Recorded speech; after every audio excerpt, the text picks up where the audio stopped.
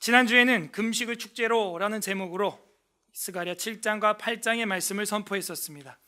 한 주간도 금식을 축제로 만들기 위해 지난주 말씀을 실천하면서 사셨는지요? 오늘은 의지하고 우러러 볼 뿐이라는 제목으로 스가랴 9장과 10장 특별 계시를 선포하고자 합니다. 다 함께 따라하겠습니다. 의지하고 우러러 볼 뿐. 우리가 요즘에 우러러 보는 사람은 누구입니까? 노벨 평화상 후보자들인가요? 우러러 보입니까? 네? 의지하고 싶어요? 학생 시절에는 가수나 연예인들, 배우 이런 사람들 굉장히 아이돌, 우상, 우러러 보게 됩니다. 저도 학창 시절에 주주클럽이라고 하는 그 밴드를 엄청 좋아해서 공연장까지 따라가고 손도 잡고 뭐 공개 방송까지 다 따라다녔던 기억이 잠깐 있습니다. 한 1년. 그다음에 이제 최고로 제 그 성장기 때 영향을 미친 연예인은 국내엔 없어요. 국내엔 없고 해외. 아버지가 팝송을 너무 좋아하시다 보니까 저도 외국 음악을 듣다가 그 마이클 잭슨 음악을 듣게 된 거예요. 여러분, 그 사람 음악은 들으면 안 돼요. 절대 헤어 나옵니다. 지금도 막 그 음악이 나오면 아우 뭐 이런 것들 제가 문워크를 마스터했어요. 지금도 할 수 있습니다. 제가 안 해서 그렇지. 그거 보고 엄청 연습했어요. 제가 제 나이 19, 18 뭐 이럴 때. 근데 그 음악도 아무튼 사람 신나게 만들어놨어요. 그 소울에 피가 흐르는 사람이니까. 그 뭐 온 방을 다 그냥 도배를 해놨어요. 우러러 보려고. 근데 우리나라에 그때 마침 공연을 왔었어요. 그때 이제 고 김수환 추기경이라는 사람이 이제 배웅을 하고 그랬었는데 그 어린 시절에 저한테 너무나 큰 입장료라서 공연장에 못 갔어요. 너무 가고 싶었는데 기본 뭐 20만 원 막 이러니까 꿈도 못 꿨죠, 그 당시. 청년 때는 학업의 성과가 높은 사람들, 좋은 직군에 들어간 사람들 우러러 보기 마련이죠. 나이 먹을수록 사회에서 소위 성공한 사업가들, 비즈니스맨들, 좋은 차, 좋은 집을 거느리고 있는 사람들, 기업가, 정치가, 이런 사람들을 우러러 보기 마련입니다. 그런데 오늘 성경 본문에서는 이방인들, 이방 사람들, 그리고 이스라엘 백성들이 다 우러러 볼 분이 누구인지에 대하여 계시해 주고 있습니다.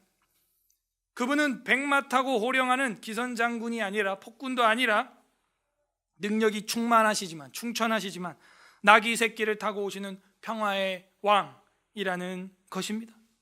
우리가 연예인들을 보는 것, 사회에서, 세상에서 성공한 사람들 우러러 보는 것, 그 이상으로 우러러 봐야 될 분이, 의지해야 될 분이 계시다는 것이죠. 부디 오늘 말씀을 통해서 우리의 의지함과 우러러봄이 변화되고 우러러보고 의지하는 개념이 바뀌는 은혜가 저랑 여러분에게 임하시기를 주님의 이름으로 소망합니다. 스가랴 9장, 이제 1장부터 8장까지는 그 당시 현재 있었던 일에 대한 하나님의 계시, 뭐 대제사장 여호수아의 죄악이라든지 재건될 성전에 대한 환상, 먹줄을 튕기리라 한다든지 뭐 여러 가지 천사들이 정찰을 한다든지 이런 것들을 보여줬고요. 이제 9장부터 마지막 장까지는 미래에 일어날 일에 대하여 예언자적 말씀들의 계시가 많이 나와 있습니다. 그래서 많은 학자들이 1장과 8장, 9장과 14장은 다른 사람이 쓴 거다라고 평가를 해서 이거 뒤에 13장, 14장까지의 이야기를 누군가 뒤에 편집해서 첨언했다, 이제 그런 식으로까지도 자유의지를 발휘를 하십니다. 근데 그건 좀 무리가 있는 것 같아요. 다만 차이가 나는 건 확실합니다. 우리는 한글로 돼 있어서, 아니 한글로 돼 있어도 그 문체라는 거에 대한 차이를 우리는 이해를 잘 못하죠. 문체 차이. 그러니까 문체의 차이는 어디서 캐치해내냐면은 쓰지 않던 단어, 표현, 이게 갑자기 막 등장을 한다는 거죠. 근데 우리는 한국 사람이니까 한글이 익숙해서 그런 거 잘 인지를 안 하는데요. 제가 볼 때는 오히려 히브리어나 헬라어로 강독을 해 나갈 때 확연하게 보여요. 그게 히브리어나 헬라어로 읽다 보면은 안 쓰던 단어가 9장 이후에 막 등장을 한다든지 1장부터 8장까지 쓰던 단어가 없어진다든지 전혀 한 번도 안 나온다든지 그런 걸 보게 되면서 학자들이 그걸 평가하는 거예요. 문체가 바뀌었다. 사람의 말투나 언행이 그렇게 쉽게 바뀌지 않거든요, 사실. 노목사님들 자주 쓰는 그 어투가 있잖아요. 만 들어도 우리가 알 수 있죠. 도무지 뭐 어쩌고저쩌고 한다든지. 저도 그런 게 있나요? 있어요? 잘 모르겠죠. 저는 그런 거 잘 없죠. 있어요? 있군요. 그래서 이 9장부터 전환이 되는 이유는 그거예요. 그런데 그런 단어나 문장이 새로운 것도 있지만 장르의 변화가 확연하다 하는 거예요. 장르의 변화가 확연하기 때문에 당연히 1장과 8장, 9장과 14장을 구분 지을 수밖에 없다 하는 거예요. 그건 아까도 지난번에도 계속 말씀드렸어요. 9장부터는 아주 먼 미래까지, 가까운 미래부터 아주 먼 미래까지 선견자적, 예언자적 시점으로 말씀을 계시해 주고 있습니다. 그래서 메시아를 모르면은 해석하기 어려운 부분들이 꽤 많아요. 자, 9장 1절부터 8절까지가 여호와의 진군이 나옵니다. 여호와 하나님께서 이방들에게 쳐들어가는 그런 장면, 여호와의 진군이 나오게 되죠. 1절부터 8절까지 여호와의 진군. 1절, 여호와의 말씀이 하드락 땅에 내리며, 하드락이 어딘지 모르겠어요. 하타라카 쐐기 문자로는 그런 것들이 고대 그 고고학적 돌판에서 그 슬레이트에서 많이 발견됩니다. 그 다음에 히브리어로는 하드라크라고 되어 있지만 쐐기 문자에서는 하타라카라고 되어 있는데 동명으로 확인을 하고 있어요. 동명이 아니라 이명 동지로, 동일한 지역으로 이제 보고 있습니다. 학자들이. 본문에서 거론된 다른 지역은 우리가 다 아는데 유독 하드락만 잘 몰라요. 그래서 아마 이 하드락은 본문에 기록된 여러 지역 도시들 중 최북단에 위치하고 있는 거의 이방 땅에 가까운 도시다, 그렇게 판단을 하고 있습니다. 하드락 땅에 내리며 다메섹, 잘 알죠? 다마스커스. 사도 바울이 나중에 여기서 회심을 하게 되죠. 다메섹에 머물리니 사람들과 이스라엘 모든 지파의 눈이 여호와를 우러러봄이라. 이스라엘 모든 지파의 눈뿐만이 아니었어요. 방금 읽은 하드락 다메섹에 머물리니 사람들과 이스라엘 모든 지파의 눈이 여호와를 우러러보게 된다는 것이죠. 사람들이 교만할 때 그 눈빛으로 거의 판단을 하죠. 사람을 이렇게 내려서 이렇게 깔아보는 이런 표정을 갖고 있는 사람을 이렇게 보는 거예요. 교만한 눈빛인 거예요. 그죠? 화난 눈빛인 거예요. 우러러봐야 한다 하는 거죠, 하나님을. 여기는 보면은 이스라엘과 사람들이 모두 다 그들의 눈이 여호와 하나님을 우러러보게 된다는, 교만한 눈으로 절대 볼 수 없을 만큼 하나님의 영광이 임하는 것이죠. 2절, 그 접경한 하맛에도 임하겠고 두로와 시돈에도 임하리니 그들이 매우 지혜로움이니라. 지혜로운데 왜 그래? 우리가 지난주 처음부터 공부했던 거를 계속 복습해야 됩니다. 세상이 평안하고 안일할 때 하나님은 기뻐하지 않았다는 거예요. 내 백성을 위해 질투했다는 것이죠. 그 지혜롭고 똑똑한 녀석들, 그 국가들 내 백성을 때리라고 했더니 너무 많이 때렸어. 그래서 하나님이 지난주에 금식을 축제로 바꿔주는데 자기 민족들은 기뻐하고 즐거워하는 희락의 기쁨의 절기들을 베풀어 주지만 이방인들에게는 10명이 한 명 앞에서 쩔쩔매는 입장으로 바꿔주겠다 그랬거든요. 그게 배경이 깔려 있는 상태에서 9장을 여러분 보셔야 됩니다. 그래서 그 다른 이방 국가들이 지금 계속 거론되는 거죠. 그래서 그 접경한 하마데도 임하겠고 두로와 시돈이 얼마나 강력한 국가인지는 우리가 공부를 다 했습니다. 그들이 매우 지혜로움이니라. 3절, 두로는 자기를 위하여 요새를 건축하며 은을 티끌같이 금을 거리에 진흙같이 쌓았다. 돈이 얼마나 넘쳐나는지요. 발에 밟혀요. 금덩어리가 그냥 진흙처럼 길거리에. 은은 그냥 먼지같이 여겨요. 은덩어리는. 은의 가격이 그렇게 싸지 않은데 지금도 은을 티끌같이 여겼다는 거예요. 그만큼 두로와 시돈, 부귀 영화가 충천한 그런 국가였다는 거죠. 그게 뭐예요? 결국에는 자본이고 죄악의 씨앗이 된 겁니다. 인간이요, 돈이 많으면요 결국에는 할 일이 없어요. 돈이 많은데 뭐 일을 열심히 하겠습니까? 뭘 열심히 하겠어요? 돈이 많으니까 이걸로 무슨 쾌락을 지을까? 죄를 지어볼까? 그 궁리밖에 안 해요. 여러분도 경험을 다 해보셨을 거예요. 돈이 많으면, 돈이 넘치면 그걸로 할 수 있는 게 쾌락밖에 없어요. 쾌락. 그래서 선을 행하기를 멈추는 순간 악이 다가오는 거죠. 4절, 주께서 그를 정복하시면, 그거 봐요. 뭐라고 한 것도 없는데 주님이 그들을 정복한다는 얘기는 그 지혜, 그 모든 돈 다 죄악의 씨앗이었다 하는 것을 알 수가 있고요. 4절에서 주께서 그들을 정복하시며, 여호와께서 진군해 오시는 거죠.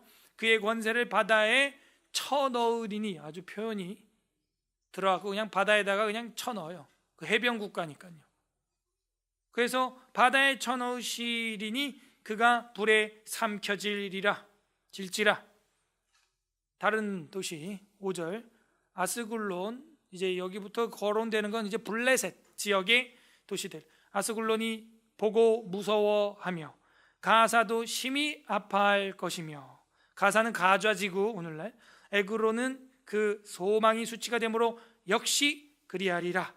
가사에는 임금이 끊어질 것이며, 국가 망한다는 얘기죠. 아스굴론에는 주민이 없을 것이며, 전부 이게 다 블레셋 도시입니다. 6절, 아스돗도 마찬가지죠. 아스돗에는 잡족이 거주하리라. 내가 블레셋 사람의 교만을 끊어버린다는 거예요. 결국에는 하나님이 가장 싫어하는 죄악이 교만이에요. 나 정도면 됐지. 우리도 그럴 수 있어요. 난 이제 성경 다 알지. 천만에. 저는 지금도 모르겠어요. 보면 볼수록 모르겠어요. 특히 이번 주 9장 10장은 몇 번을 봐도 모르겠더라고요. 이게 뭔 얘기인지. 갈수록 어려워요. 스가랴서는 힘들어요. 우리가 다 안다. 아닙니다. 그런 교만을 끊고, 7절, 그의 입에서 그의 피를, 입에서 피? 그의 입 사이에서 그 가증한 것을 제거하리니 그들도 남아서 우리 하나님께로 돌아와서 유다의 한 지도자같이 되겠고 에그로는 여부스 사람같이 되리라. 이게 무슨 얘기일까요? 어려워요. 그의 입에서 그의 피를, 그의 입 사이에서 가증한 것을 제거하리니, 짐승같이 이렇게 늑대같이 블레셋이 물고 뜯어 먹었다는 얘기일까요? 그런 얘기일 수도 있죠. 이방 국가를, 유대인을 그렇게 물고 뜯고 입에 피가 가득하고 이 사이에 낀 것들이 이 사이에 낀 게 가증하다는 좀 이해가 안 되죠. 만약에 이 블레셋이 이스라엘을 물고 뜯어서 입에 피가 가득하고 고기 덩어리가 있다면 그 고기 덩어리는 이스라엘 백성의 살코기일 텐데 그게 가증하다고 지금 표현되어 있으니 그 해석에 좀 문제가 있죠. 그러므로 이 그의 입에서 그의 피를, 그의 입 사이에서 가증한 것이라는 얘기는 이방인들이 즐기는 이방 식탁을 이야기하는 거죠. 유태인들은 레위기 11장과 신명기 14장에 의거해서 식사 생활을 했기 때문에 피를 먹어요, 안 먹어요? 절대 안 먹어요. 요맘때 우리나라는 피를 엄청 먹습니다. 녹용이라고 들어보셨어요? 지금 딱이 5월에 요때 가서 그냥 사슴 목에다 빨대 꽂고 쪽쪽 빨아 먹는데요. 그러면요 실제 힘이 날까요, 안 날까요? 나요. 실제 힘이 나요. 왠 줄 알아요? 동물이나 사람 잡을 때 나오는 호르몬이 뭐예요? 아드레날린이 쫙 올라오거든요. 그러면 그 이상 야릇한 힘, 그게 올라와요. 실제로 호르몬이. 그게 이게 동물들도 죽기 일부 직전이나 스트레스 받으면은 그런 게 막 나오거든요. 어떤 생물들은 막 출산을 막 하기도 하고요. 그 어류 중에서는 알을 막, 새끼를 막 일부러 자기가 죽음이 임박했다고 느끼면, 닭 조류는 뭐 알을 낳는다든지도 그런 경우가 있죠. 그런데 노루나 사슴을 그렇게 잡았으니, 그죠? 살아있는 걸 갖다 목을 따가지고 말이죠, 뿔을 썰어가지고 아드레날린 나오는 거, 먹으니까 그게 사람 몸에 들어가니까 순간 작용을 하겠죠, 폭발적으로. 근데 결코 그게 좋은 게 아닙니다. 그래서 그의 입에서 그의 피를, 율법에서 금지한 피죠. 그리고 그의 입 사이에서 그의 가증한 것을, 율법에서 금지한 음식이죠, 제거하리니 그들도 남아서 우리 하나님께로 돌아와서 유다의 한 지도자같이 되겠고 에그로는 여부수 사람 같이 되리라. 이제 조금 이해가 됩니까? 예. 하나님이 그들의 입에서 그런 것들을 제거하고 그들을 하나님께 돌아오게 하고 유다의 지도자 같이 되게 한다는 거예요. 진노를 받지만 끝은 아니라는 거죠. 그죠?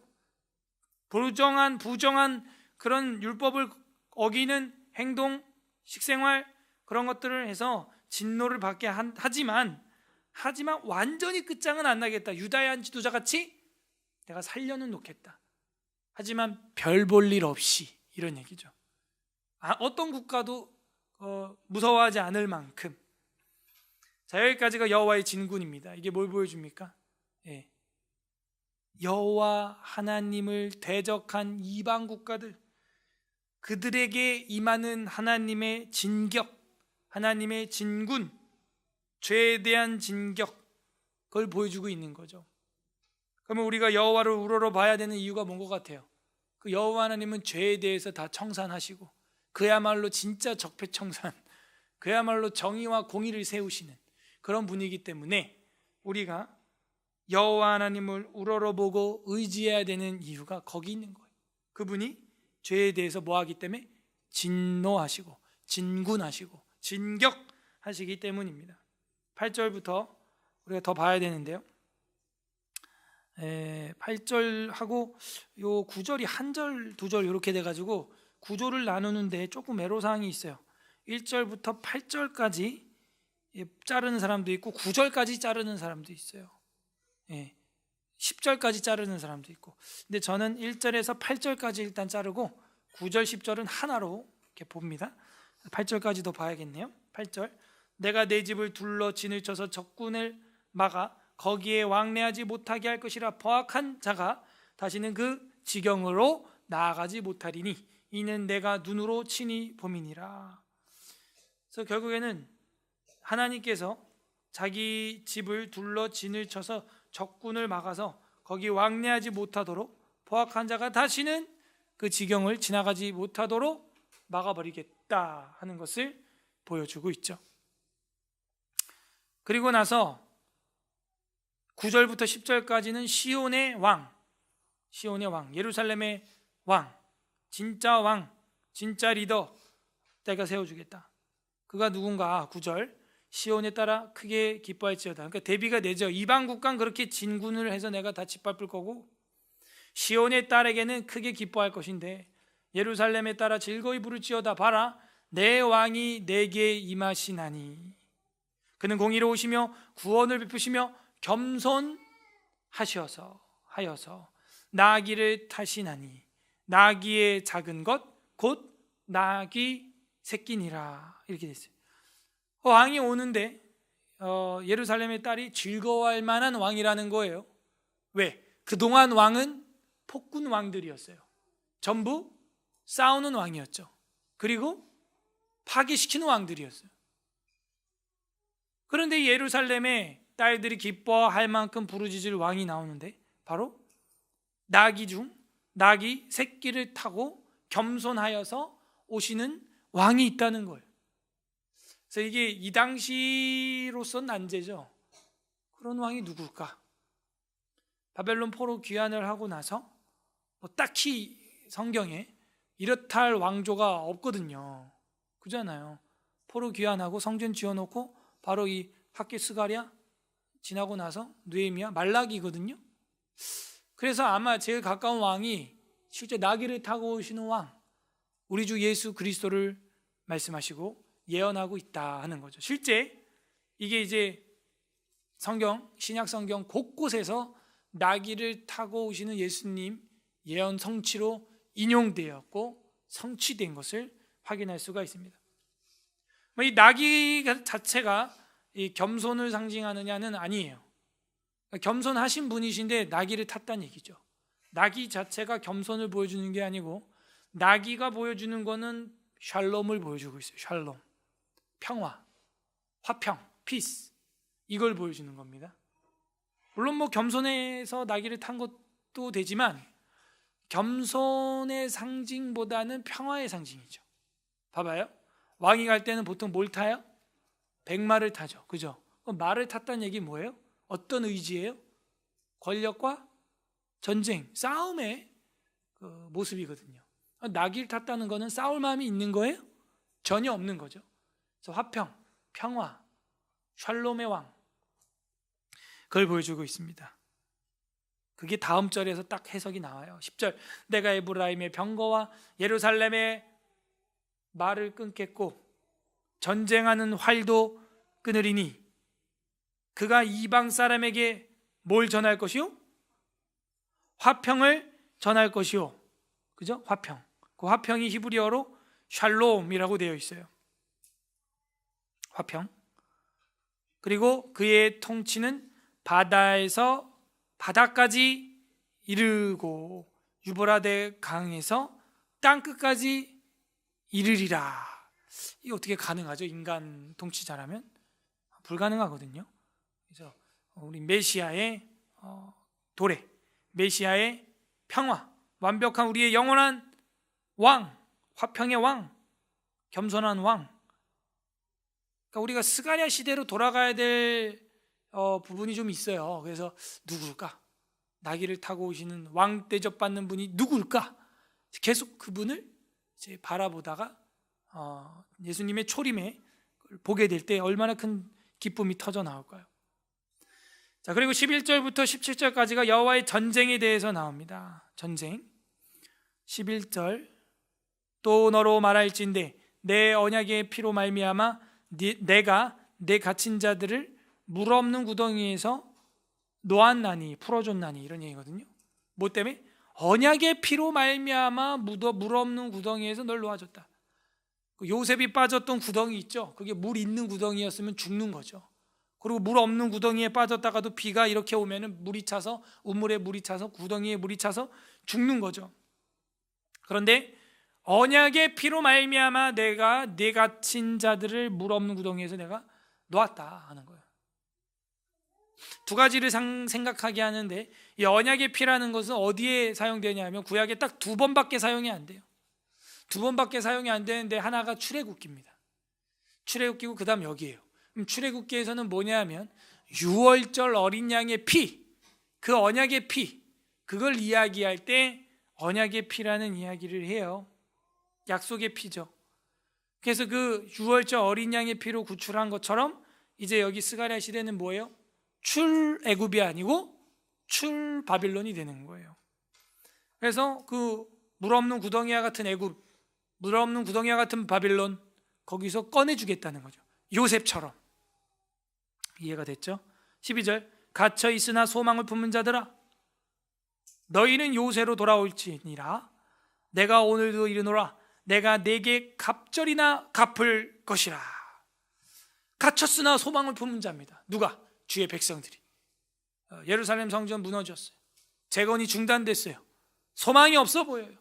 그래도 우리는 소망을 가지고 있어요. 절망하지 않아요. 그게 기독교인들이에요.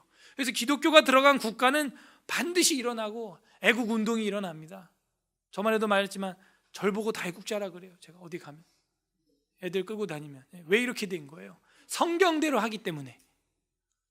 그래서 어떤 국가가 기독교가 있는 국가를 짓밟을 때 제일 먼저 하는 게 교회 소멸이죠.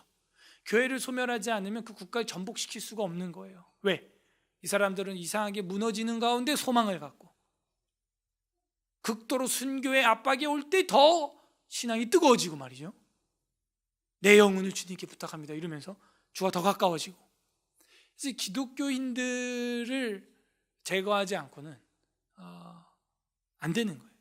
공산주의 국가 왜 그래요? 예, 기독교 박멸이에요. 기독교 박멸. 걔네들은 뭔가 이게 똘똘하고 뭔가 부조리에 대해서 바른 말을 하고 정의와 공의와, 그리고 성경에 보면은 노예를 해방해주고 여자를 세워주고 말이죠. 그 2000년 전에, 우리나라는 뭐 불과 몇백 년 전에 그렇게 100년 전에야 그게 이루어졌는데 엄청난 개혁의 말씀들이 있거든요.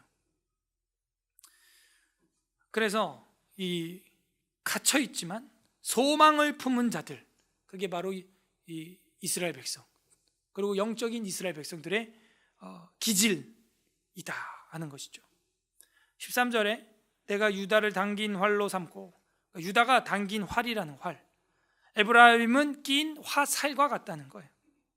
시온아, 내가 네 자식들을 일으켜 헬라 자식들을 치게 하며 너의 용사의 칼과 같게 하리라. 유다와 에브라임, 남쪽과 북쪽을 하나의 무기로 장착을 탁 해가지고 쏜다는 거예요. 그래서 헬라, 이 당시 벌써 알렉산더가 등장을 했을까요? 어림도 없죠. 그러므로 이 헬라라는 말은요, 구약 성경에 보면 몇 번 나오거든요. 다니엘서에도 나오고, 이게 사실은 야완이라고 하는 히브리어인데 창세기에 나와요. 야완 들어봤죠? 야완. 창세기 10장 2절에 보면은 이 야완이 나옵니다. 야완 족속. 그 야완, 여기 또 히브리어가 야완이라고 되어 있는데, 결국 그 야완의 그 연합 족속들이 훗날 헬라 지역이거든요. 그래서 꼭 알렉산더 때를 말한다기보다는 당시부터 있었던 그 야완 지역의 사람들을, 이방 족속을 말하는 거다, 그렇게 봐야 됩니다. 헬라 자식들을 치게 하며 너의 용사와 용사의 칼과 같게 하리라. 뭐예요?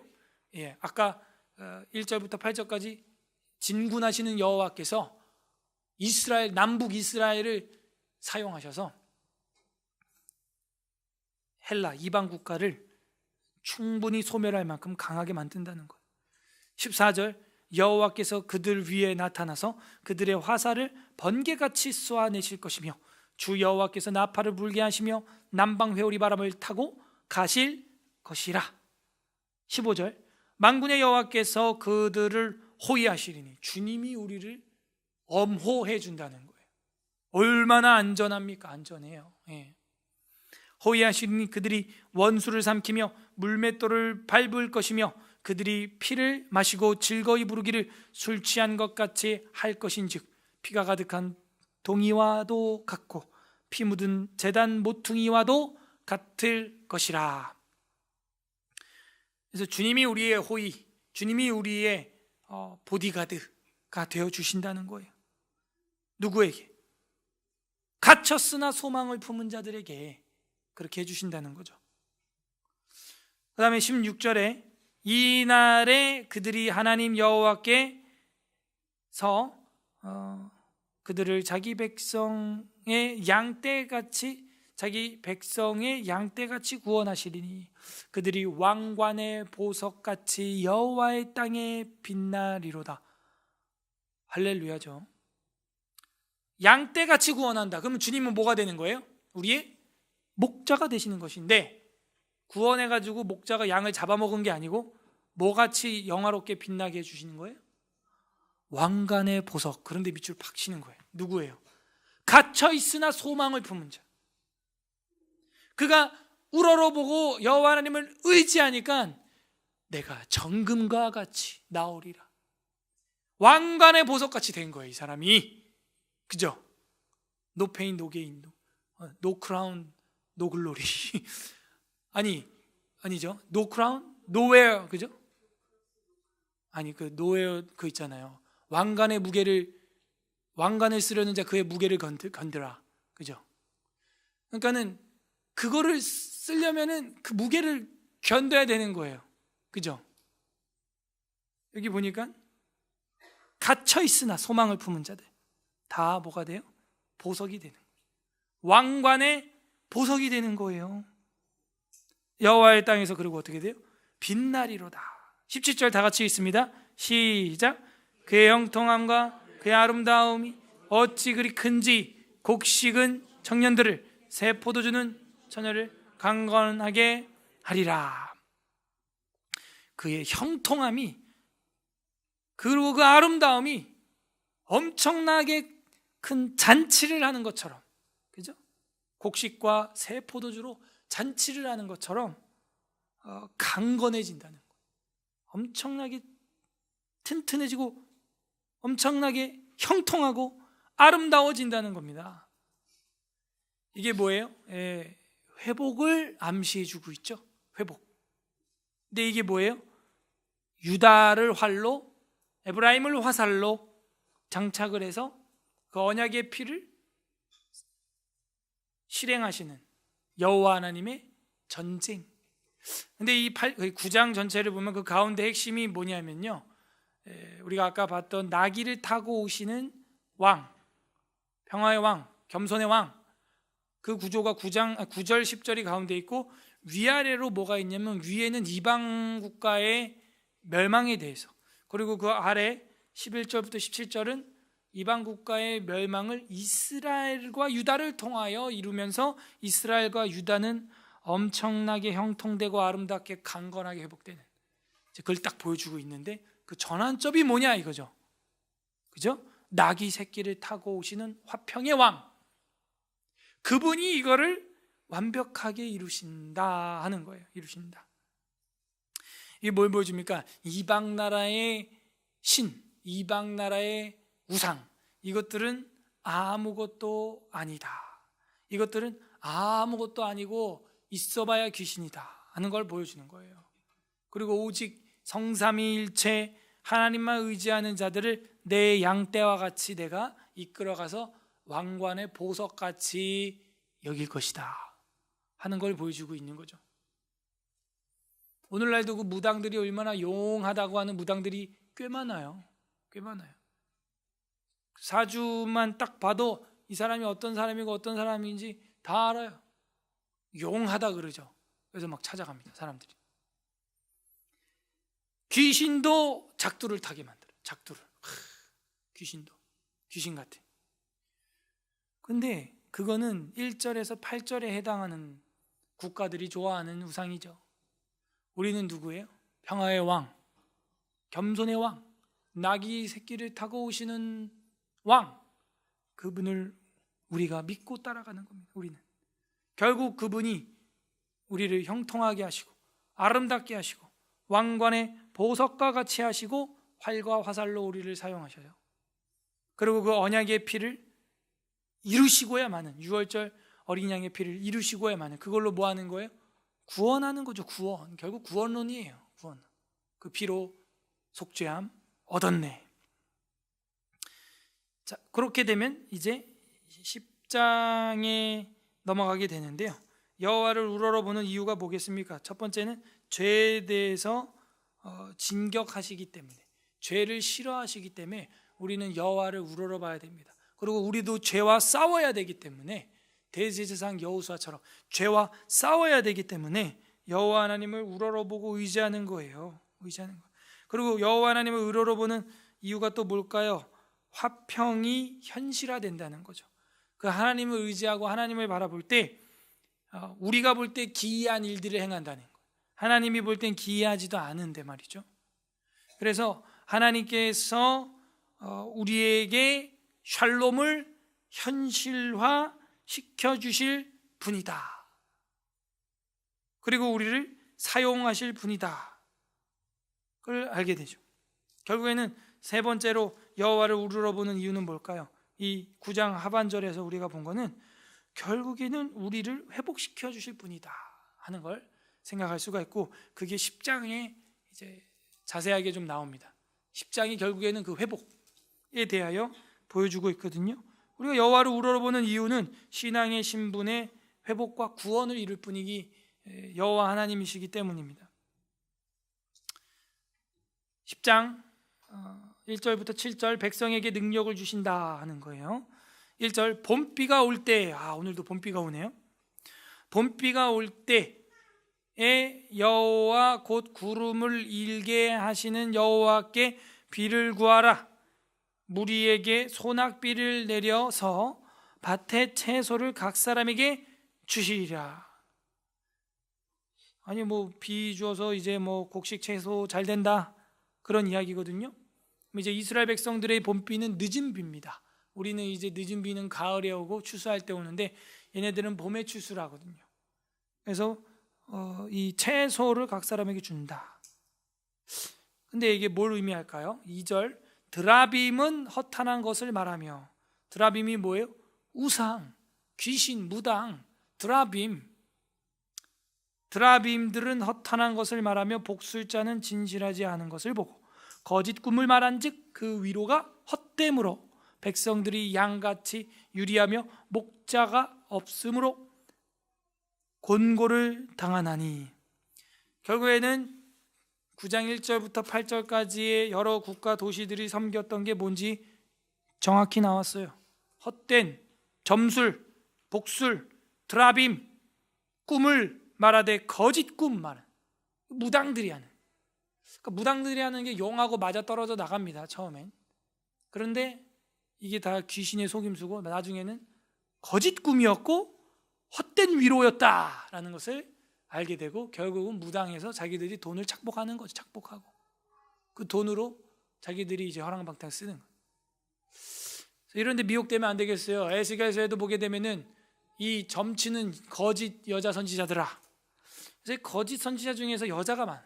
무당 중에서도 여자가 현저히 많습니다. 우리나라에서 제일 용한다고 하는 그 무당들이요, 다 여자예요. 여자고 나이가 또 어려요. 굉장히 어립니다. 20대 뭐 중반 후반 뭐 이래요. 예. 근데 뭐 용하다고 하니까 귀신같이 맞춰요. 아무튼 근데 맞추면 뭐 할 건데 그걸 해결해 주지 못합니다.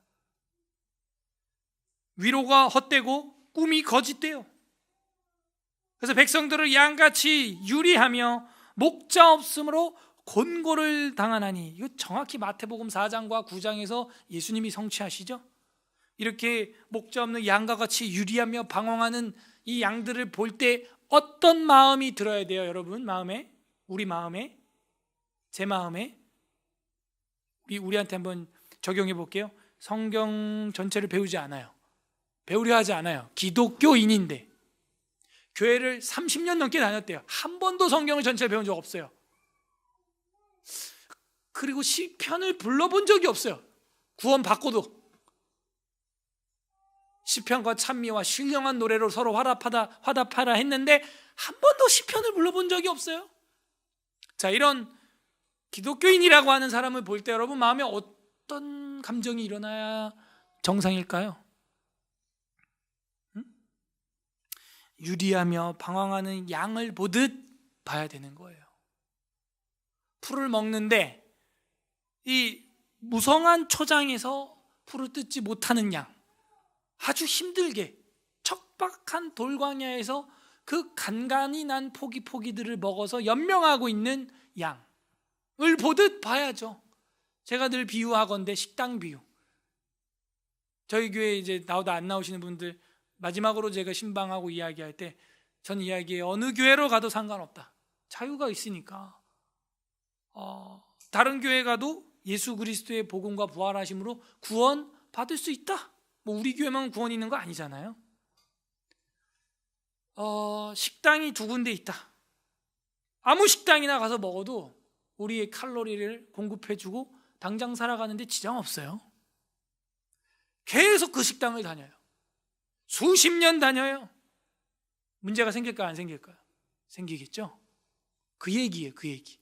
지금 당장 또 내가 이 땅에서 좀 사는데 크게 지장은 없어요. 그러나 점점 뭔가 기형의 몸, 기형의 장기, 기형의 신앙을 갖게 되는 것이죠. 그래서 그런 비유를 저는 식당과 교회 비유를 종종 합니다. 종종 해요. 여러분은 어떤 양식, 어떤 초장을 드시기를 원하냐 이거예요. 원하냐. 스가랴 9장 10장을 머리 털라고 오늘 처음 보는 분도 있잖아요. 모태로부터 교회를 다녔다고 하는데, 그죠? 이게 우리 기독교라는 교회 현실이에요. 종교라면 경전을 창념해야 되는데 경전을 한 번을 이렇게 진지하게 본 적이 없는 페이지가 너무 많은 거죠. 이 유리하며 양과 같이, 이 목자 없는 양과 같이 유리하며 곤고를 당한다. 왜?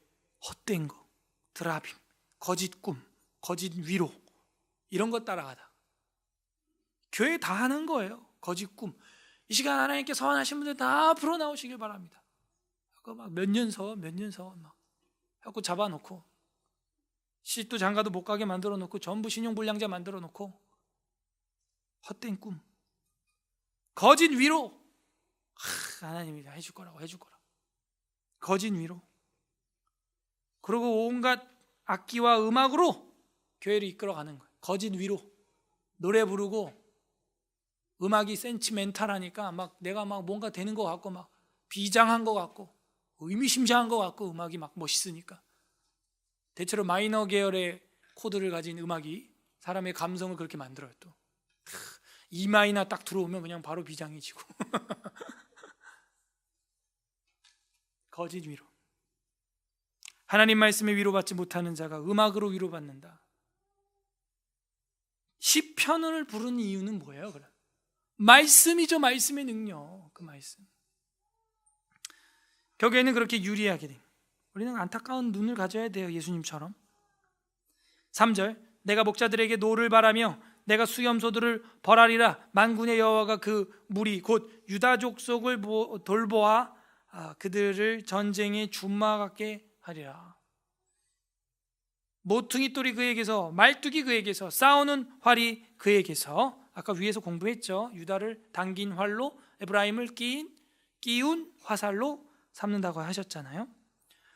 권세 잡은 자가 다 일제히 그에게서 나와서 그 뭐예요? 유다 족속에게서 왕과 지도자 권세자가 나오고 더 나아가서는 메시아가 나온다. 그리고 5절에 싸울 때의 용사같이 거리에서 진흙 중에 원수를 밟을 것이라. 여호와가 그들과 함께한즉 그들이 싸워 말탄 자들을 부끄럽게 하리라. 여호와께서 우리의 호위가 되어 주신다고 아까 9장 15절에 그랬죠.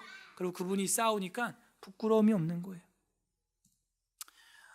아까 1절에 뭐예요? 봄비가 오니까 채소가 가득하고 그리고 헛된 것들을 복술자들 점치는 것들 이런 거 다 버리게 된다는.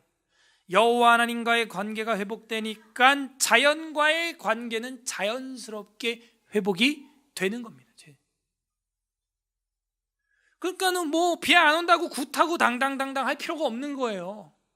뭐예요? 뭐가 중요한 거예요? 여호와 하나님과의 관계의 회복이 중요한 거죠. 관계가 회복되면요 자연이 회복돼요. 지금 뭐 남북 또 지금 뭐 제일 처음으로 하는 사업이 뭐래요? 산림 회복. 나무를 심어주자. 자연이 회복시켜주자. 자연을. 기본적인 게 회복이 되는 거예요. 샬롬, 화평, 조약을 맺으니까. 여호와 하나님을 믿으면 완전히 회복되는 거죠. 5절 싸울 때 용사같이 일곱고 말탄 자들이 부끄러워진다 그랬습니다. 6절 내가 유다 족속을 견고하게 하고 요셉 족속을 구원할지라. 내가 그들을 긍휼히 여김으로 그들이 돌아오게 하리니 그들은 내가 버린 일이 없음 같이 되리라. 나는 그들의 하나님 여호와라. 내가 그들에게 들으리라. 무슨 얘기예요? 듣는다는 얘기는 기도를 들으리라 이 얘기죠. 구하라. 내게 구하라. 내가 들어주마 하는 거죠. 관계가 회복되니까 기도가 상달이 된다 하는 거예요. 7절 에브라임이 용사 같아서 포도주를 마심같이 마음이 즐거울 것이고 그들의 자손은 보고 기뻐하며 여호와로 말미암아 마음이 즐거워하리라. 회복이 어떻게 돼요? 즐겁게, 기쁘게. 저번에 우리가 본 대로 말이죠. 기쁨과 즐거움과 희락의 절기로 금식이 변하여 희락의 절기로 변하는 거예요. 즐거워하리라. 8절부터 12절까지 이스라엘의 회복에 대해서 마지막으로 또 얘기를 해 주십니다. 이스라엘의 회복. 내가 그들을 향하여 휘파람을 불어 그들을 몰 것은 내가 그들을 구속하였습니다. 구속시켜! 그 얘기 아닙니다. 이게 그 구속이 아니고 구원해서 몸값을 내가 치러줬다. 보석금을 내는 것처럼 그 얘기예요. 감옥 구치소의 구속 그 얘기가 아니고요. 내가 구원하고 속해줬다. 죄를 속상해줬다 얘기입니다. redeem 해줬다는 얘기죠. 구속하였습니다. 어떻게? 휘파람을 불면서. 이게 또 우리는 또 이제 하나님이 기쁘니까 휘파람도 부는구나. 네, 이렇게 기뻐했어. 그 얘기가 아니에요. 이게 아까 하나님과 이스라엘의 백성의 관계가 지금 뭐와 뭐로 이렇게 은유되고 있었어요? 오케이, 목자와 양으로 은유되고 있었단 말이죠. 그걸 놓치면 또 이렇게 또 나름 멋있게 해석한다고 하나님이 휘파람을 불면서 우리를 구원하신다고? 그 얘기가 아니고 목자가 양을 부를 때 휙 한단 말이에요. 휘슬을 불어요. 그죠? 그렇게 모으는 것처럼 양을 모으듯 자신의 백성들을 모은다는, 구원한다는 얘기예요. 그들이 전에 번성하던 것 같이 번성하리라. 뭐가 복이에요? 생육하고 번성하는. 우리나라 문제는 뭐예요? 저출산. 도저히 해결이 안 돼요. 네. 더 파격적인 자녀 복지가, 육아 복지가 이루어지지 않는 이상 이거는 해결되지 않습니다. 우리는 뭐 그 복지 있으나 마나 일단 낳고 보는 거죠. 그러면 하나님의 나라와 교회가 번성해요. 엊그제 이제 2박 3일 동안 이 교회 또 수련회로 쓰고 간 교회가 있어요. 오늘 아침에 퇴소했습니다. 그래서 제가 굉장히 피곤하죠. 지금 상태가 안 좋죠. 근데 아침에 퇴소했는데 이게 전교인 수련회 같지는 않은데 물어봤어요. 화장실에서 어떤 형제가 있길래 이거 전교인 수련회 온 거예요? 청년부 수련회 온 거예요? 전교인 수련회래. 근데 제가 볼 때 99% 청년이고 주일 학생 2명인가 3명인데 목사님 사모님 아들 딸이고 장년부는 1명인가 밖에 없더라고. 여기 뭐 상암도 뭐 월드컵으로 뭐 어디 무슨 교회인데 야 특이하다 그런 생각이 드는 거예요. 근데 저는 일단 그렇게 봐요. 남녀노소 이 비율이 골고루 되어 있지 않는 교회는 일단 뭔가 문제가 있다고 봅니다. 이건 뭐 제 개인적인 실천 신학의 교회론이에요. 남녀노소가 골고루 섞여 있지 않는 교회는 뭔가 한쪽으로 굉장히 치우쳐져 있는 거죠. 그래서 아이들이 없어요. 아이들이 없고 번성하지 못하고 뭐 지도하는 자도 없고 이렇게 되는 거죠. 그래서 하나님이 원하시는 것은 생육하고 번성하고 성장하면 또 결혼하는 것이고 그래서 자녀를 출산하는 거예요. 그래서 번성하리라. 이게 하나님이 회복해 주리라. 그 말과 동의어예요. 9절 내가 그들을 여러 백성들 가운데서 흩으려니와 그들이 먼 곳에서 나를 기억하고 그들이 살아서 그들의 자녀들과 함께 돌아온다. 회복된다 이 얘기죠. 10절 내가 그들을 애굽 땅에서 돌아오게 하며 그들을 아수르에서부터 모으며 길르앗 땅과 레바논으로 그들을 이끌어 가리니 그들이 거할 곳이 부족하리라. 할 만큼 부흥한다 하는 얘기죠. 부흥하는 거예요. 11절 내가 그들이 고난의 바다를 지나갈 때 바다 물결을 치리니 나일강의 깊은 곳이 다 마르겠고 나일강을 신처럼 여겼거든요. 아수르의 교만이 낮아지겠고 애굽의 지팡이죠. 지휘봉입니다. 없어지리라. 12절 다 같이 시작. 내가 그들로 나 여호와를 의지하여 견고하게 하리니 그들이 내 이름으로 행하리라. 나 여호와의 말이니라. 결국에는 뭐예요? 여호와 하나님을 의지했던 이스라엘은 회복이 되고 그렇지 않았던 국가는 망한다는 얘기예요. 이거는 정확히 인클루지오인데 9장 1절에서 뭐였습니까? 사람들과 이스라엘 모든 지파들의 눈이 여호와를 우러러 보는데 보면 뭐합니까? 실천적으로 의지하는 자는 이스라엘 뿐이었던 거죠. 그러니까 다 같이 우러러 보고 맞아 성경 전체로 배워야 돼. 맞아 저렇게 교리를 배워야 돼. 맞아 설교를 이렇게 들어야 돼 하는 맞아가 중요한 게 아니고 우러러 보는 게 중요한 게 아니고 또 더 나아가서 실제로 의지해야 한다는 것이죠. 기대야 하는 것입니다. 하나님께 다가와야 되는 것이죠. 움직여야 되는. 오후 예배 때 우리가 공부하는 외민이 뭐예요? 성화, 선행 뭐예요? 입으로만 따뜻해라 배불러라 이게 아니고 입으로만 선교하게 해주세요 선교합시다가 아니고 실제 선교하는 거고 따뜻한 걸 주는 거고 배부르게 채워주는 거죠. 이게 필요한 거예요. 10장에서는 회복을 보여주는데요. 어떻게 회복이 됩니까? 자연과의 관계가 회복되는, 하나님과의 관계가 회복되니까 자연과의 관계가 회복이 되는 것입니다. 그리고 하나님께서 그 백성들에게 뭐예요? 기쁨, 즐거움 이것을 또 회복을 시켜주는 거예요. 이거는 명절의 회복이죠. 기쁨의 회복이죠. 우리가 앞서 공부를 8장에서 19절에 금식이 변하여 유다 족속의 기쁨과 즐거움의 희락의 절기들이 되리라 그랬습니다. 명절이 회복이 되는 거예요. 그러니까 이제 곡식과 먹을 것들이 명절에 제대로 역할을 하게 되는 것이죠. 그러면 어떻게 돼요? 생육하고 번성하는 회복을 누리게 되는 겁니다. 가족들이 모이고 안부를 전하고 생육하고 번성하고 가문이 불어나고 하나님 앞에 강건해지는 거예요. 왜? 나 여호와를 의지하여 견고하게 된 것이죠. 여호와 하나님을 의지했기 때문에 주님이 휘파람으로 양떼들을 다 모아서 회복시켜 주신 것입니다. 이것이 10장의 회복의 이야기였어요. 정리하겠습니다. 여호와 하나님을 우러러 봄으로써 우리는 어떤 은혜를 맛볼 수 있습니까? 여호와 하나님을 우러러 봐야 되는 이유가 무엇입니까? 죄에 대해서 청산해 줄 수 있는 분이 주님이라는 거예요. 죄를 구속, 죄를 속상해 줄 수 있는 분이 여호와 하나님이기 때문입니다. 두 번째는 뭐였어요? 화평을, 평강을 현실화시켜주는 분. 하나님과 인간에 막혀있는 것뿐만 아니고 나라와 나라의 문제도 여호와 하나님만이 화평을 현실화시켜줄 수 있기 때문에 여호와 하나님을 우러러보는 거였어요. 세 번째, 여호와 하나님을 우러러봐야 되는 이유는 뭡니까? 신앙의 신분과 신앙의 국가와 신앙의 본질을 회복을 경험하기 위해서요. 왕관의 보석처럼 우리를 여겨주신다 하는 것은 이 신분의 변화가 일어나요. 돌덩이 같았던 저희들을 주님이 왕관의 보석처럼 소중히 존중히 귀중히 여겨주는 신분의 변화가 일어나요. 영접하는 자, 곧 그 이름을 믿는 자에게는 하나님의 자녀가 되는 권세를 얻게 되는 거죠. 신분의 변화예요. 칭의는 법정적이죠. 그죠? 칭의는 법정적인 거예요. 선고가 그렇게 나는 거예요. 나의 딸이다, 나의 자녀다, 의롭다 라고 칭해 주는 것이죠. 회복이 일어나는 거예요. 그 회복은 어떤 회복이 일어났었어요?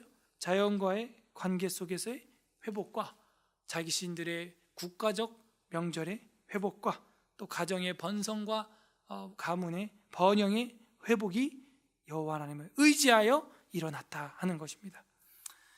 우리가 믿고 있는 웨스트민스터 신앙고백서에 보게 되면은 예배와 안식일 5항에 보면은 이런 말이 있습니다.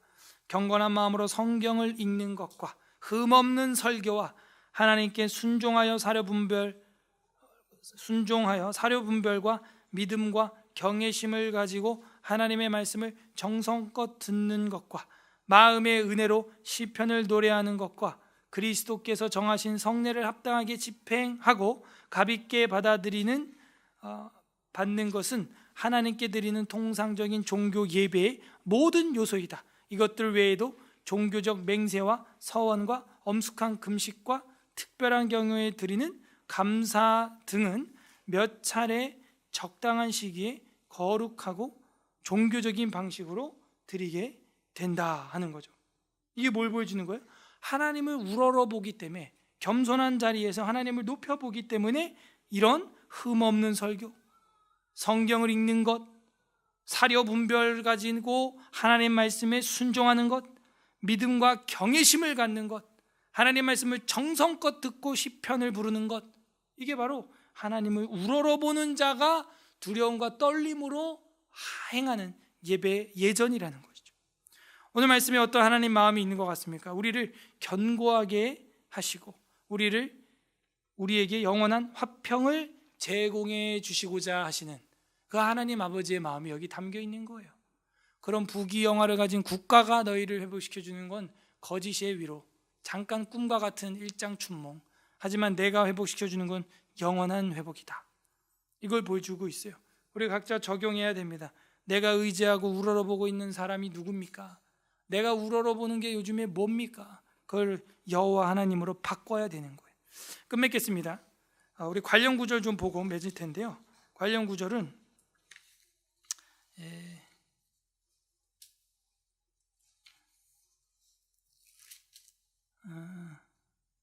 출애굽기 19장 보겠습니다. 19장 5절 6절.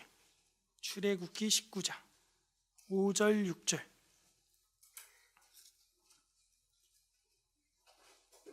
잘 알고 있는 말씀이죠.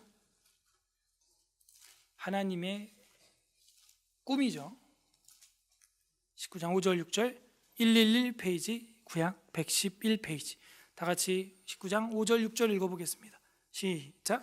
세계가 다 내게 속하였나니 너희가 내 말을 잘 듣고 내 언약을 지키면 너희는 모든 민족 중에서 내 소유가 되겠고 너희가 내게 대하여 제사장 나라가 되며 거룩한 백성이 되리라. 너는 이 말을 이스라엘 자손에게 전할지니라.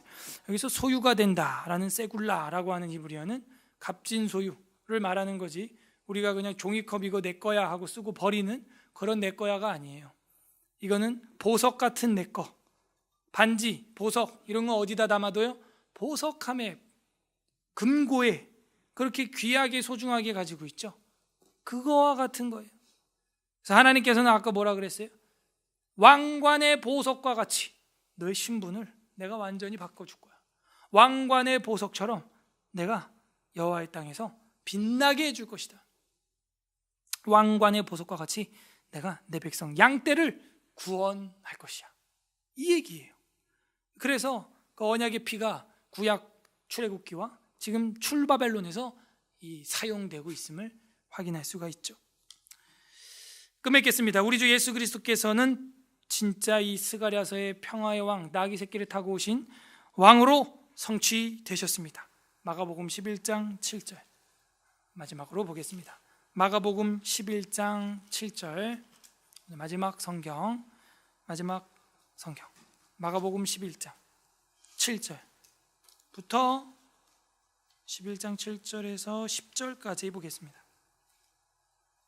마가복음 11장 7절부터 10절까지 우리 한 목소리로 읽어보겠습니다. 마가복음 73페이지 11장 7절에서 10절 시작. 나귀 새끼를 예수께로 끌고 와서 자기들의 겉옷을 그 위에 얹어 놓음에 예수께서 타시니 많은 사람들은 자기들의 겉옷을 또 다른 이들은 들에서 벤 나무가지들을 길에 펴며 앞에서 가고 뒤에서 따르는 자들이 소리를 지르되 호산나 찬송하리로다. 주의 이름으로 오시는 이여 찬송하리로다. 오는 우리 조상 다윗의 나라의 가장 높은 곳에서 호산나 하더라. 아멘. 호산나가 뭐예요? 우리를 구원하소서, 우리를 구원하소서 이 얘기거든요. 나귀 새끼를 끌고 와서 자기들의 겉옷을 그 위에 말 한 장처럼 올려놓고 바닥에도 겉옷을 깔아서 레드카펫 대신 깔고 오시는 예수님, 나귀 새끼를 타고 들어오시는 예수님을 향하여 호산나, 구원하소서 하는 것. 정확히 스가랴서의 9장 9절의 말씀을 성취한 모습으로 왔어요. 이걸 본 스가랴서 9장 9절을 알고 있던 유대인들은 전율을 했을 겁니다. 뭐라 그래요? 다윗의 나라여 이제 회복된다 이러는 거예요. 다윗의 나라. 근데 이제 제자들도 오해했던 것은 이 땅에서 물리적으로 군사적으로 다윗의 국가가 회복될 줄로 알았던 거죠. 그게 아니고 영원한 천국, 영원한 국가. 그럼 봐봐요. 대한민국에도 다윗의 국가가 생겼잖아요. 지금 저랑 여러분이 뭐예요? 천국이 국적이고 헌법이 성경이요, 우리는 그의 소유된 백성이 된 거예요. 그럼 여긴 뭐예요? 그분의 국가죠. 이 작은 이 교회가 그분의 국가인 거예요. 그분의 백성을 우리는 서로 지금 보고 있는 겁니다. 대한민국 국민을 보는 거 이전에, 그죠? 영원한 국가의 국민으로 우리는 백성으로 지금 이렇게 모여 있는 거예요. 이중 국적이죠. 예. 그걸 보일 줄 알아야 돼요. 그러면 천국이 임하는 게 보여요. 이 땅에. 왜? 영토와 법과 국민이 있으면 국가거든요. 저랑 여러분이 바로 국가라는 걸 보여주고 있어요. 다윗의 나라요, 가장 높은 곳에서 구원하소서. 부디 우리가 오늘 이 말씀을 기억함으로써 세상에서 우러러보고 의지했던 물질과 사람들 그 이상으로 성삼위일체 하나님을 의지하고 우러러봄으로 하나님의 왕관의 보석과 같은 백성들 다 되시기를 주님의 이름으로 간절히 소망합니다. 아멘. 우리가 요즘 우러러보는 사람은 누구입니까? 스가랴 9장 10장 읽어보겠습니다. 제9장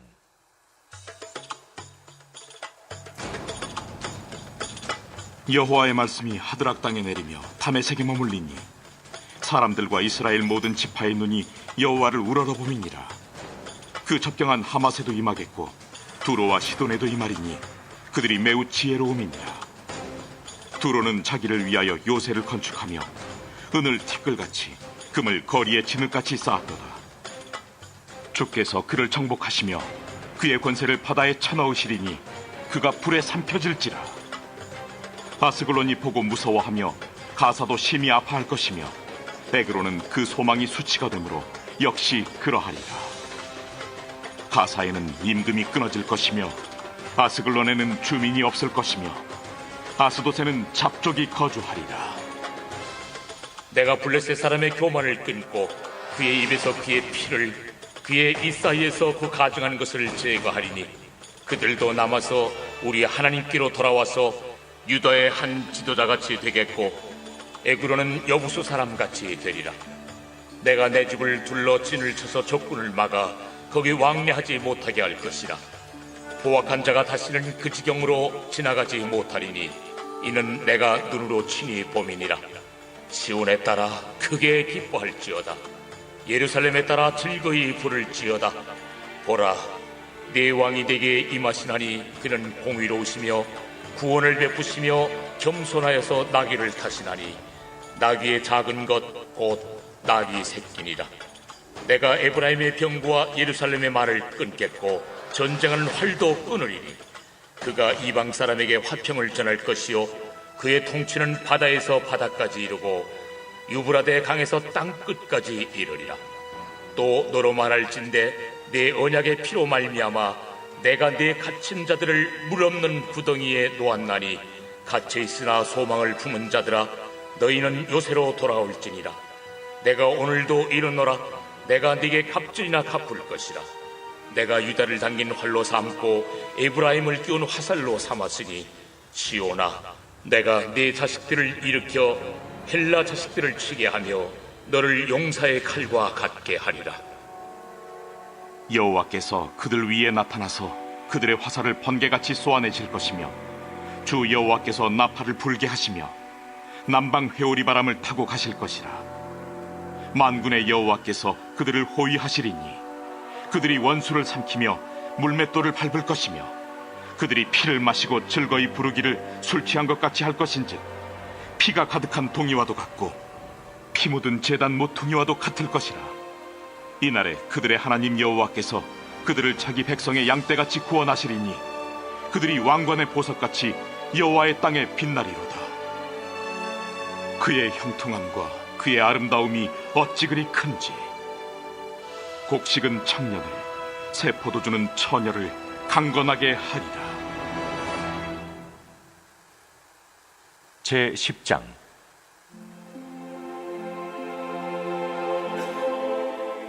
봄비가 올 때 여호와 곧 구름을 일게 하시는 여호와께 비를 구하라. 무리에게 소낙비를 내려서 밭의 채소를 각 사람에게 주시리라. 드라빔들은 허탄한 것을 말하며 복술자는 진실하지 않은 것을 보고 거짓 꿈을 말한즉 그 위로가 헛되므로 백성들이 양같이 유리하며 목자가 없으므로 곤고를 당하나니 내가 목자들에게 노를 바라며 내가 순념수들을 벌하리라.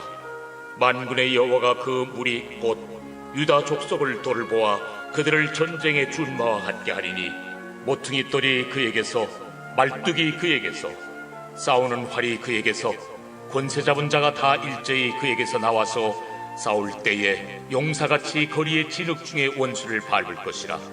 여호와가 그들과 함께한즉 그들이 싸워 말탄 자들을 부끄럽게 하리라. 내가 유다 족속을 견고하게 하며 요셉 족속을 구원할지라. 내가 그들을 궁일이 여김으로 그들이 돌아오게 하리니 그들은 내가 내버린 일이 없었음 같이 되리라. 나는 그들의 하나님 여호와라. 내가 그들에게 들으리라. 에브라임이 용사 같아서 포도주를 마심같이 마음이 즐거울 것이요 그들의 자손은 보고 기뻐하며 여호와로 말미암아 마음에 즐거워하리라. 내가 그들을 향하여 휘파람을 불어 그들을 모을 것은 내가 그들을 구속하였음이라. 그들이 전에 번성하던 것 같이 번성하리라. 내가 그들을 여러 백성들 가운데 흩으려니와 그들이 먼 곳에서 나를 기억하고 그들이 살아서 그들의 자녀들과 함께 돌아올지라. 내가 그들을 애굽 땅에서 돌아오게 하며 그들을 앗술에서부터 모으며 길앗 땅과 레바논으로 그들을 이끌어가리니 그들이 거할 곳이 부족하리라. 내가 그들이 고난의 바다를 지나갈 때 바다 물결을 치리니 나일의 깊은 곳이 다 마르겠고 앗술의 교만이 낮아지겠고 애굽의 규가 없어지리라. 내가 그들로 나 여호와를 의지하여 견고하게 하리니 그들이 내 이름으로 행하리라. 나 여호와의 말입니다. 아멘. 우리 이 시간 말씀을 생각하면서 같이 기도할 때 첫 번째, 하나님, 우리가 하나님을 의지하고 우러러봤어야 됐는데 우리가 하나님 말고 다른 것들을 우러러보고 감탄하고 좋아하고 의지했습니다. 저희의 죄악을 용서하여 주시옵소서. 회개하는 기도 올려드렸으면 좋겠고요. 두 번째로는 우리의 삶을, 우리의 모든 환경을 형통하게 하시고 회복시켜 주시고 놀랍도록 번성시켜 주시는 분은 하나님이십니다. 하나님께서 우리의 삶에 간섭해 주시고 섭리해 주셔서 우리가 전폭적으로 하나님만 우러러보고 하나님만 의지하여 회복을 맛보는 우리가 되게 하여 주시옵소서. 우리 그렇게 기도했으면 좋겠고요. 세 번째로는 우리 주 예수 그리스도처럼 겸손하게 또한 화평과 평화로서 나귀 새끼를 타고 오신 주님의 모습, 우리들도 본받아서 누구를 만나든 어디를 가든 어느 모임에 끼든 하나님의 사람으로서 피스메이커의 역할을 화평케 하는 자, 평화롭게 하는 자, 사랑하는 자 되게 하여 주시옵소서. 우리 주님의 삶을 생각하면서 세 번째 또 기도 올려 드리도록, 이렇게 세 가지를 놓고 말씀을 생각하면서 기도하겠습니다. 기도합니다. 하나님 아버지, 감사드립니다. 우리가 우러러보고 의지해야 될 분, 오직 하나님 한 분이신데 우리의 생각과